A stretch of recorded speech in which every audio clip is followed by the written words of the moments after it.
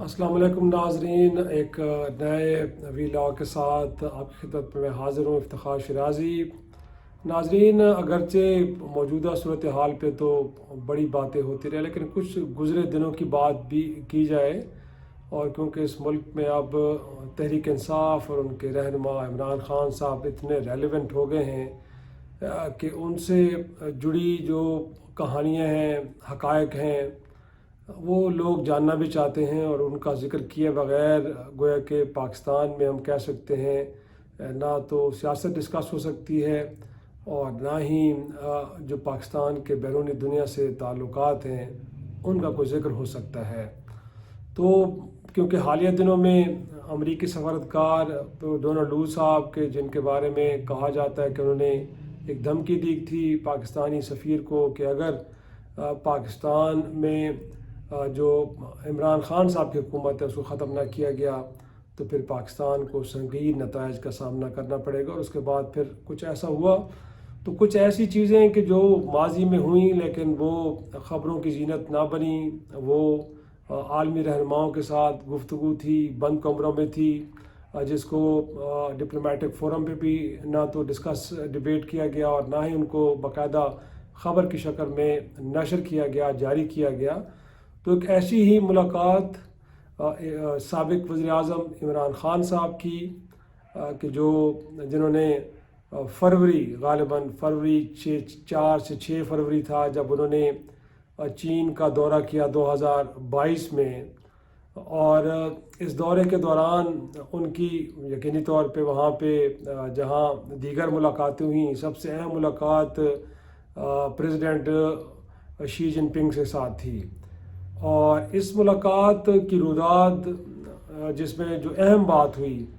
और ये अहम बात कि जिस मुलाकात में जो चंद लोग मौजूद थे उनमें से हम कह सकते हैं कि it's from the horses mouth, कि जो फिर बताई गई, कुछ लोगों के साथ शेयर की गई। और उन्हीं में से किसी एक फ़र्द ने मेरे साथ फिर ये शेयर की कि इमरान ख़ान साहब ने जब चीन के सदर शी जिनपिंग से मुलाकात की तो उन्होंने बड़े वाज़ेह तौर पे ये कहा, ये सरमाया ओलंपिक्स वहाँ पे हो रहे थे और इमरान ख़ान साहब ने 2022 में फरवरी में ये दौरा किया। और जो मुलाकात उनकी वन ऑन वन हुई और उस मुलाकात के बाद इमरान ख़ान साहब ने जो बातें उनसे की, उनका ज़िक्र किसी से किया, उसमें कहा जाता है कि उन्होंने कहा चीन के सदर से कि देखें, चीन और अमेरिका ये पाकिस्तान के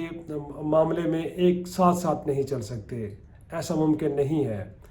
हमें किसी एक तरफ जाना होगा। और फिर उन्होंने चीन के सदर से मुखातब करते हुए कहा कि देखें, बात यह है कि पाकिस्तान के ऊपर जो कर्ज़ों का बोझ है उसमें से 40 से 50 अरब डॉलर के जो कर्ज़े हैं वो अमेरिका और उनके यूरोपीय इत्तेहादी ममालिक के हैं। फिर देखा जाए तो हमारी जो एक्सपोर्ट्स हैं, बरामदात हमारी हैं, वो 70 से 80% इन्हीं ममालिक में हैं। तो अगर हम सी पैक और फिर चीन के साथ बहुत आगे बढ़ते हैं तो ये मुमकिन नहीं है कि फिर पाकिस्तान की मईशत इन ममालिक की जानिब से जो आने वाला दबाव है उसको बर्दाश्त कर पाए। तो लामहला तौर पे फिर ऐसे ही होगा कि वो दबाव एक आएगा जिसको हम बर्दाश्त नहीं कर पाएंगे। तो फिर उन्होंने चीन के सदर को मुखातिब करते हुए कहा कि बेहतर ये होगा कि फिर आप मुकम्मल तौर पे पाकिस्तान के पीछे खड़े हो जाएं, जो हमारे कर्ज़े हैं उन कर्ज़ों से भी हमारी जान छुड़ाएं और एग्रेसिवली आगे बढ़ें। और जो भी मंसूबे तरक्की के हैं, वो सी पैक है या कुछ और है, वो ट्रांसफ़र ऑफ एक तरह से मईशत है, वो बहुत सारी मईशत के जो सनसेट के तहत अब चीन में ख़त्म हो रही है उसको रीलोकेट करना है। तो ये सारे काम फिर कीजिए। और कहने वाले कहते हैं कि चीन के सदर इस बात पे हैरान भी हुए, लेकिन साथ उनके चेहरे पे खुशी भी देखने को मिली। और उनका जो जवाब था हैरान कुन तौर पे वो मुस्बत असबात में था। गोया कि उन्होंने कहा कि बिल्कुल ठीक है, हम ऐसा कर लेते हैं। और फिर बताने वाले जो हार्सेस माउथ से जो बात हम तक पहुंची, गोया कि कहा यह गया कि उसके बाद फिर चीन के सदर ने उनसे इस बात में वे कमिटमेंट दी। और इसी कमिटमेंट के नतीजे में फिर इमरान ख़ान साहब का उसी महीने में ग़ालिबन 23 या 24 फरवरी थी 2022 में کہ روس کا دورہ بھی ہوا۔ تو اور پھر آپ کو معلوم ہے کہ ایک تو یہ ہے کہ بڑے طویل عرصے بعد گویا کہ 20 برس کے بعد کسی بھی سربراہ حکومت کا یہ روس کا پہلا دورہ تھا، اور اس وقت جو خبریں زبان زد عام تھیں کہ عمران خان صاحب اور روس کے صدر ولادیمیر پوٹن صاحب کی ایک بند کمرے میں طویل 1-on-1 ملاقات بھی ہوئی۔ تو یہ بنیادی طور پہ وہ وجوہات ہیں، یہ وہ راستہ ہے جو عمران خان صاحب اور اس وقت کا پاکستان اپنانے جا رہا تھا۔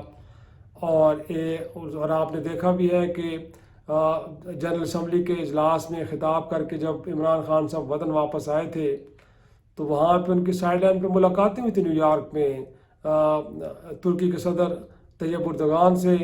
اور ملیشیا کے جو وزیر اعظم تھے مہاتیر محمد سے، اور اس وقت یہ طے پایا کہ نہ صرف اسلامی ممالک کے الگ سے میڈیا ہوگا بلکہ ساتھ میں ایک نیا فورم بنانے کی بھی بات کی گئی تھی۔ اور ہماری ایک طرح سے یادداشتوں میں یہ آج بات بھی ہوگی کہ اس کے کچھ عرصہ بعد عمران خان صاحب جکارتہ جا رہے تھے، اپنا کوالالمپور جا رہے تھے، ان کا ملیشیا کا یہ دورہ تھا، اور وہاں جا کے ایک نیا اسلامک فورم کی جو داغ بیل ڈالنی تھی اور اس کو آگے بڑھانا تھا۔ لیکن پھر کیا ہوا کہ اس وقت کی ملٹری اسٹیبلشمنٹ کی جانب سے ان کو بتایا گیا کہ اس سے تو ہمارے خلیجی ممالک بہت ناراض ہیں اور وہ اس کو کسی صورت بھی قبول نہیں کریں گے، اور ہماری بہت ساری لیبر وہاں پہ کام کرتی ہے، تو اگر ہم نے یہ اسٹیپ لے لیا تو پھر ہمارے جتنے بھی ہزاروں لاکھوں وہاں پہ کام کاریں مزدور یا دیگر لوگ ان کو واپس بھجوا دیا جائے گا۔ تو پھر مجبوراً عمران خان صاحب کوالالمپور بھی نہیں گئے اور وہ بات آگے نہیں بڑھ پائی۔ تو کہنے کا مقصد یہ ہے کہ چینی صدر نے عمران خان صاحب کو گو ہیڈ دیا، اور اس کے بعد فالو اپ میں ان کا روس کا دورہ ہوا، اور روس کے اس دورے میں بھی معاملات آگے کی طرف بڑھنے لگے۔ لیکن اس دوران پھر ہم نے دیکھا کہ ڈونلڈ لو صاحب آ گئے، انہوں نے پاکستان کے جو امریکہ میں سفیر تھے اسد مجید صاحب ان کو جو بتایا اس کو سفیر کی شکل میں پاکستان پہنچا، اور پھر وہ تھریٹس جو تھے وہ اوپن بھی ہوئے، اور یوں جو ایک پاکستان نئی ڈگر پہ نئی راہ پہ چلنا جا رہا تھا اس کا راستہ یوں روکا گیا۔ تو یہ وہ ایک ہم کہہ سکتے ہیں کہ حقائق تھے، یہ وہ ایک خاص فیصلے تھے کہ جو اگرچہ ہوئے تو صحیح لیکن ان کے اوپر حقیقی معنوں میں پھر عمل درآمد نہیں ہوا، بلکہ ایسا سوچنے والا وزیر اعظم اپنی وزارت عظمیٰ سے بھی گیا، ان کی جماعت کی حکومت بھی ختم ہوئی اور وہ اب پابند سلاسل ہے۔ تو یقینی طور پہ جب وہ کبھی بار آئیں گے اور اس حوالے سے بھی ان سے بات ہوگی تو میرا خیال میں یہ حقائق بھی کئی برسوں بعد پھر عوام کے سامنے آئیں گے کہ عمران خان صاحب کی حکومت جانے میں کیا کیا عوامل کار فرما تھے، اور کیا واقعی چین کے دورے پہ انہوں نے صدر شی جن پنگ سے جو بات کی تھی اور اس کے بعد روس کے صدر ولادیمیر پوٹن سے جو بات ہوئی تھی، تو وہ کیا ایسے خطرات سے کہ جس کو امریکہ نے بھانپ لیا،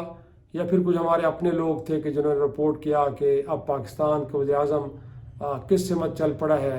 اور جس سمت چل پڑا ہے وہ شاید امریکہ کو قابل قبول نہیں تھی، ان کے اتحادیوں کو قبول نہیں تھی، اور یوں پھر ان کو اقتدار سے ہاتھ دھونا پڑے۔ تو یہ حقائق تھے جو آج کے اس ویلاگ میں نے آپ کے سامنے رکھنے تھے۔ یقینی طور پہ آنے والے وقت میں یہ حقائق ضرور ایک دن منظر عام پہ آئیں گے۔ ناظرین، آج کے ویلاگ کے لیے اتنا ہی، اگلے ویلاگ میں پھر آپ سے ملاقات ہوگی، تب تک کے لیے اجازت دیجیے، خدا حافظ۔